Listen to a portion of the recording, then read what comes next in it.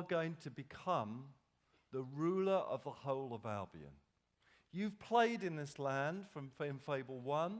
You've been one of many heroes, as I said. In Fable 2, you became, a very important hero. Well, this time, why not rule Albion? Why not be that king or that queen? Why don't we make a game which is so different to Fable 2, where your consequences and your judgments affect not the people around you, but the whole of your land? That starts being this bold step that I was talking about.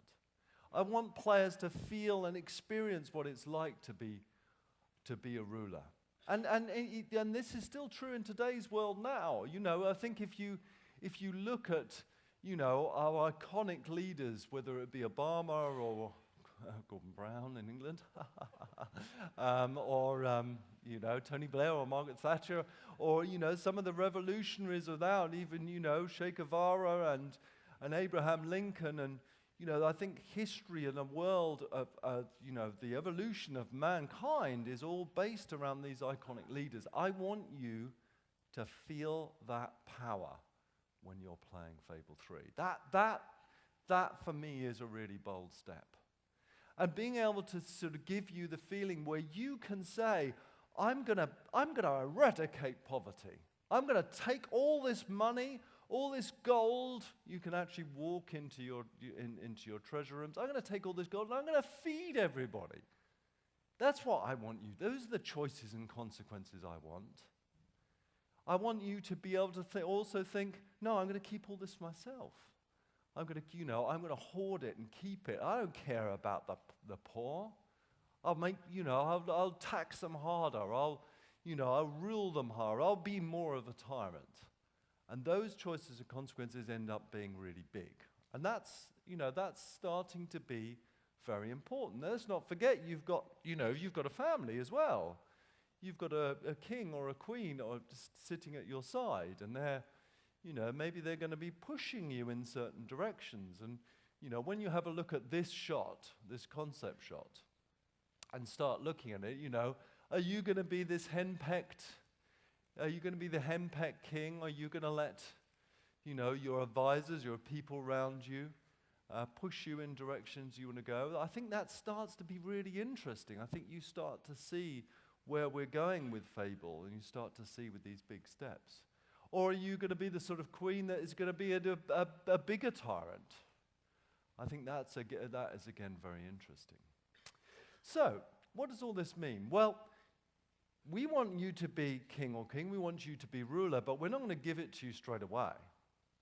In fact, half of the game, half of Fable 3, is going to be set in something we call the journey to rule. You actually start as the son or daughter from your Fable 2 save game. That's where you start. Yes, we are going to base that son and daughter on what your Fable 2 save game was like. So you're going to inherit your past indiscretions. And Albion is ruled, I'm not going to spoil the story, but it is ruled by a tyrant.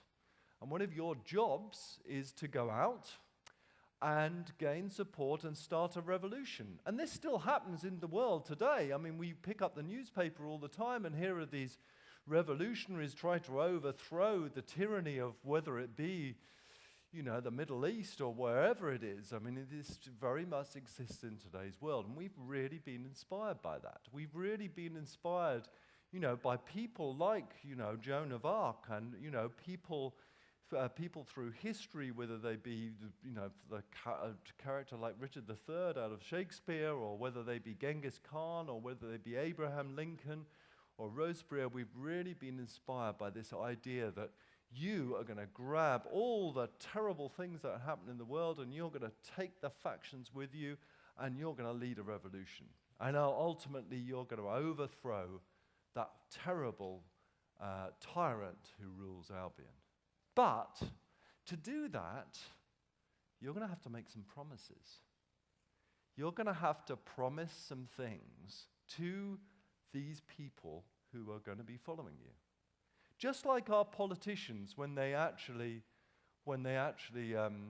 stand up and try and get elected, they'll promise anything. Whether like English politicians, they'll promise double anything. And, you know, I think that's a very interesting thing. Why can't we give this to the player? Why can't we, you know, give this, oh, yeah, of course I'm going to, you know, eradicate your poverty. Of course I'll make your people more important. Of course when I'm king or queen, I'll let you be in my court. But here's the thing, and here's the thing that's really interesting. Are you going to keep those promises? When you find out that when you rule, when halfway through the game, when you're destined to sit on that throne and rule, are you going to keep those promises? Are you going to be able to keep those promises? Because just like many politicians in today's world, they seem to just age dramatically as soon as they gain power. You know, I look at Obama, and he's not looking as fresh-faced as he was, is he? Let's be honest about it. He looks a little bit haggard now. It's as if, you know, the truth has been revealed to him. And, you know, the world expects, you know, and in England and all over the world, they expect so much from our leaders.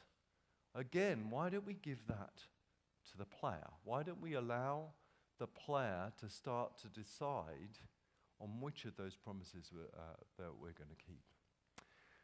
So that's very important to me. What's important as well is that you're going to see all sorts of injustices on the road to your rule. And I really want people who play this game to, you know, go into a community and think, oh, this is terrible. I'm going to totally eradicate that when I'm king or queen. And then realize there is perhaps a reason that the world is like that. And I think this is very interesting for them.